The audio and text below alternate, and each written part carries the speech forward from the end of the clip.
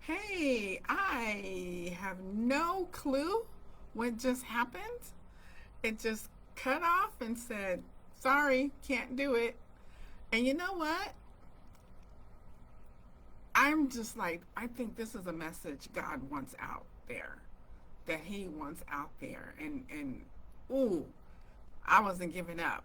And I'm praying that this works this time because I think this is a truth that we need to learn about. Because for the month of July, we're looking at when the waves won't stop. Lament as the anchor that holds you.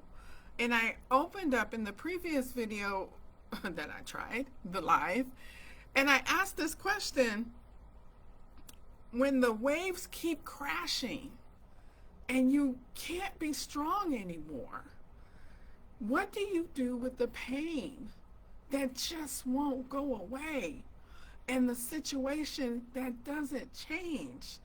And I was sharing about a Friday night decades ago where a prayer that I had prayed for a good 7 years still had not been answered.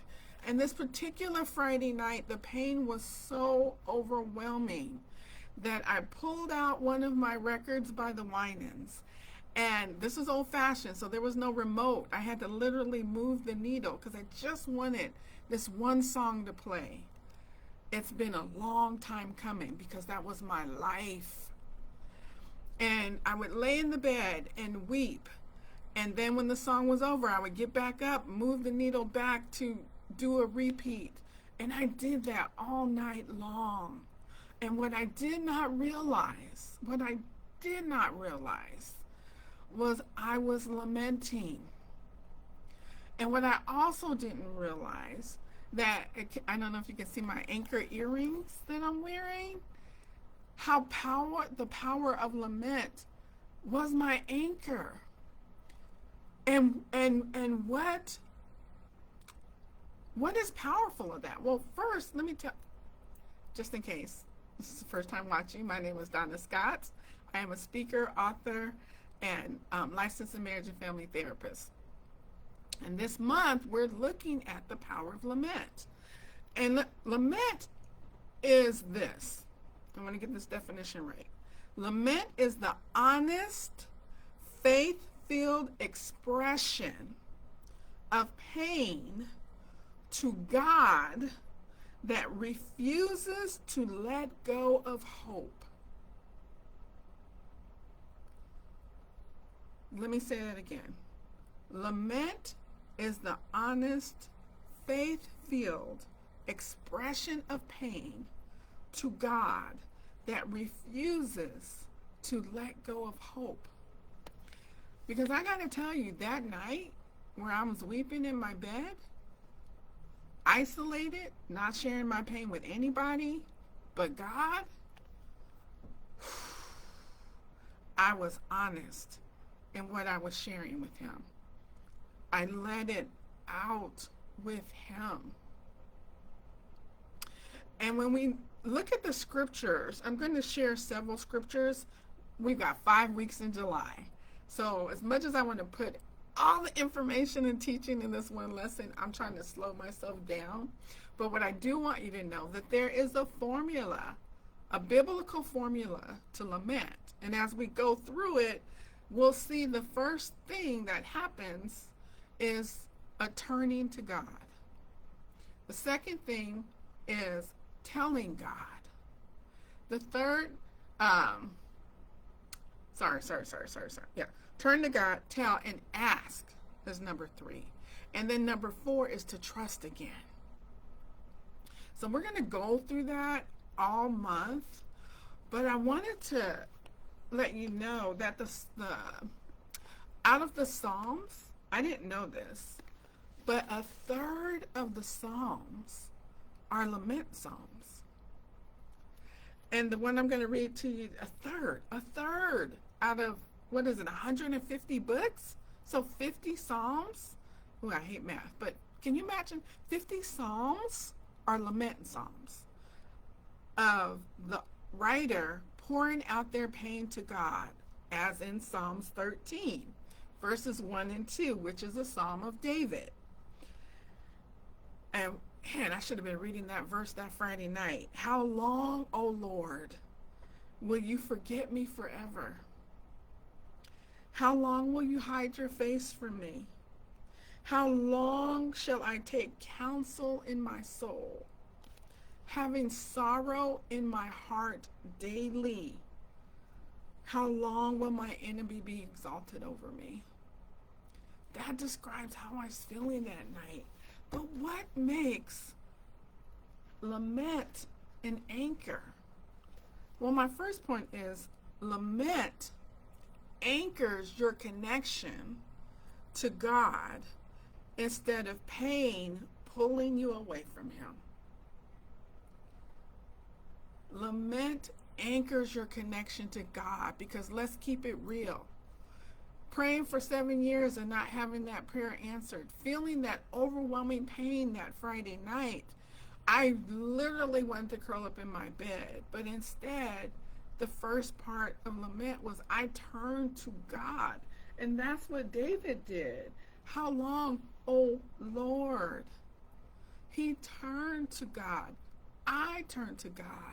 And I just think the power of pain, that if we don't do something with it, it becomes unbearable. And I ache at times when it feels like God is not hearing or not answering.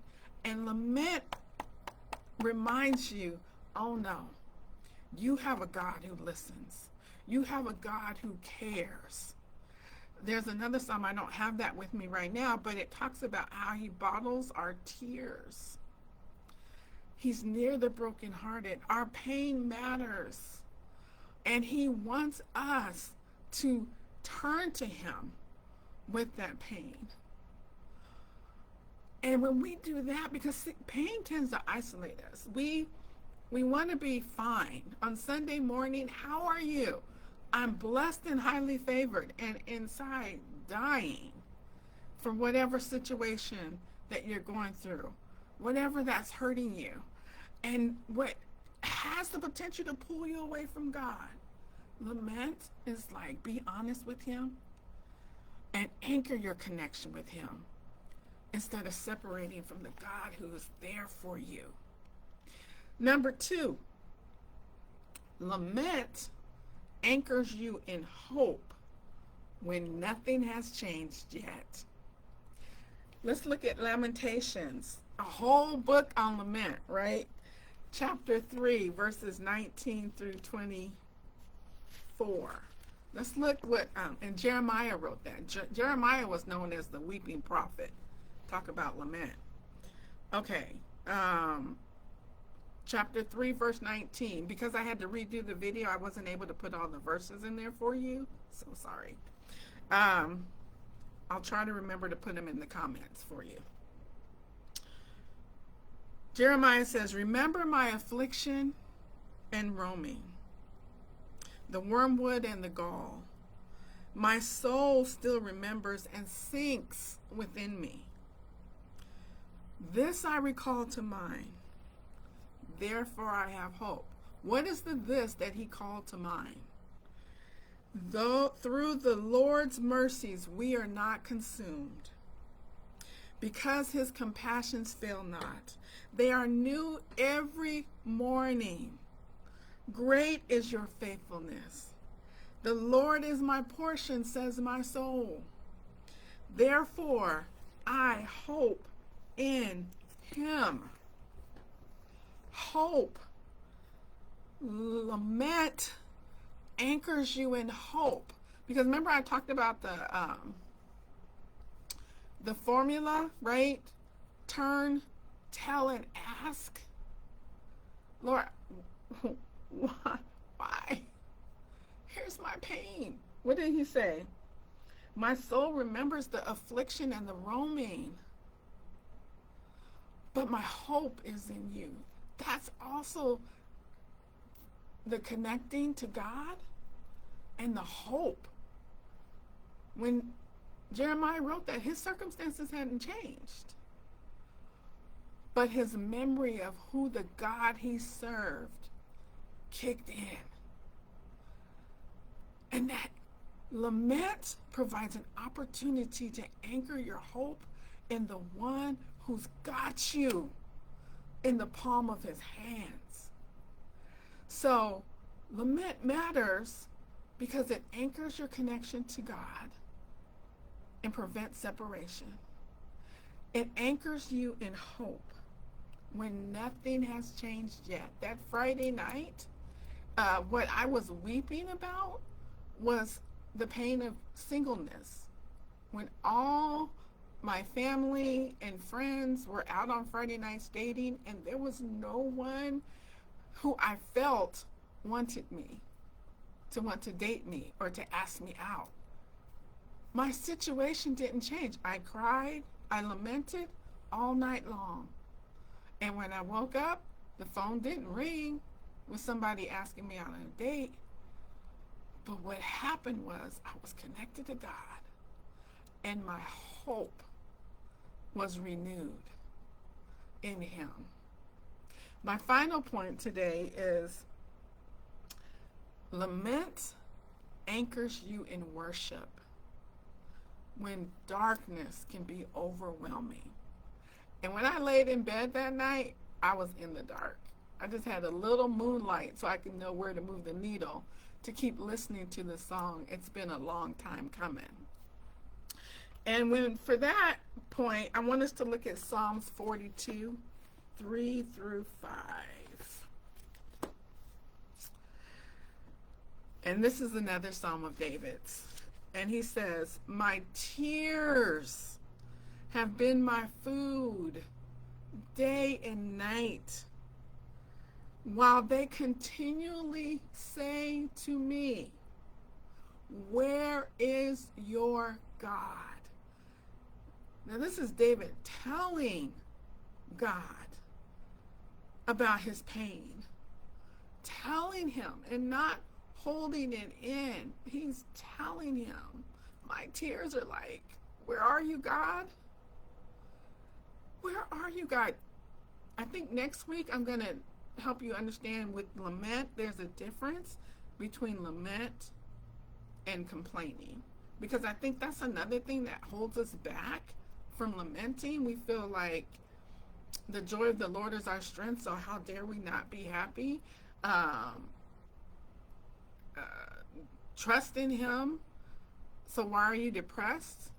One of the lament psalms actually says this. I think, yeah, I'm getting ready to get there. "While they continually say to me, my tears, 'Where is your God?'" Verse 4 says, "When I remember these things, I pour out my soul within me. For I used to go with the multitude. I went with them to the house of God with the voice of joy and praise, with the multitude that kept a pilgrim feast." And now I'm saying this too. Verse 5.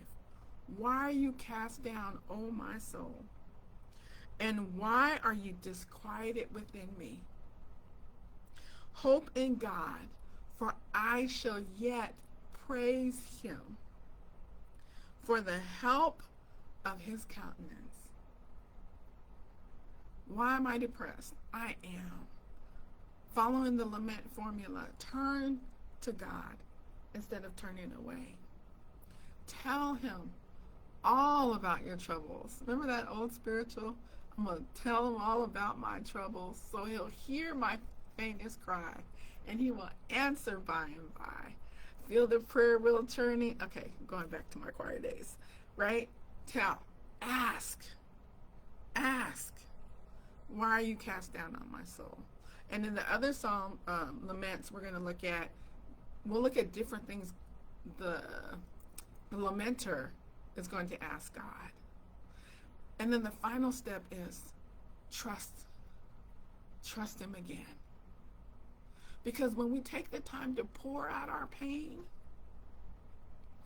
and have that connection with him, that anchor that Satan wants to separate us from the one who's with us, He hasn't moved, but sometimes our pain causes us to move away. And when you can share that pain with him and lament and get anchored in your connection with him, anchored in your hope in him, anchored as you worship him, anchored because it also takes our eyes off our circumstances and turn them back to him. Because no, my prayer wasn't answered in 7 years. And honestly, I think it was another 5 more years before the prayer was answered. But I was able to stay connected with him. And I was able to get through that night and get up that morning with renewed hope, with renewed strength, with renewed connection to the one who loved me most. And the reminder of who he is.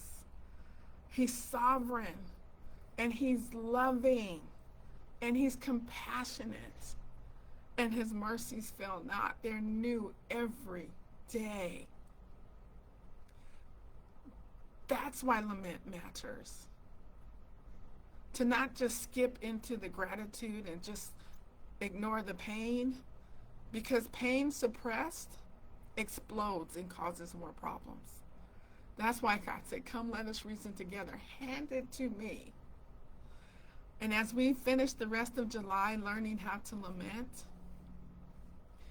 and stay connected with the God who loves us, even when we don't feel loved, even when the waves that want to, when waves keep coming, they can send you in an opposite direction that you're not trying to get to, but that anchor keeps you steady. It keeps you steadfast and secure. And lament is there to help you do that. Thank you so much for coming back later, or if you're watching the replay. Here's my challenge to you for this week, actually this whole month.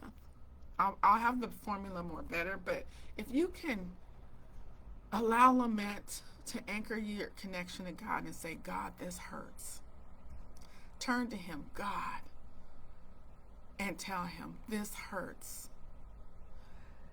And number 2, but you're still fill in the blank. And finally, so I will trust you with